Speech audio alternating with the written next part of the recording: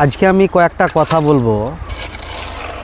এখন নতুন নতুন ইঞ্জিনিয়ার অনেক বেরিয়েছে, তো এরই মধ্যে বাংলাদেশের একটা ইঞ্জিনিয়ার আছে, সে বলছে নাকি 5 ফুটের বেশি পিলার ঢালা যাবে না। আমি নাম বলবো না এবং চ্যানেলেরও নাম বলবো না, আমি জাস্ট বলবো যে ওই ইঞ্জিনিয়ারের মাথায় এত গোবর ভরা আছে যে ও বাংলাদেশে থেকে ও নিজের ডিসিশনটা দিচ্ছে যে 5 ফুটের বেশি পিলার ঢালা হয় না। তাহলে যে বাইরে মালয়েশিয়া, অস্ট্রেলিয়া, ইংল্যান্ড, থাইল্যান্ড তারা কিন্তু আবার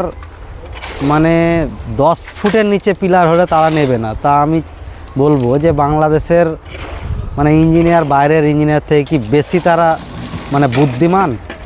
অবশ্যই তোমরা কমেন্ট করে জানাবে যে আমি কথাটা বললাম সেটা ঠিক না ভুল। ধন্যবাদ।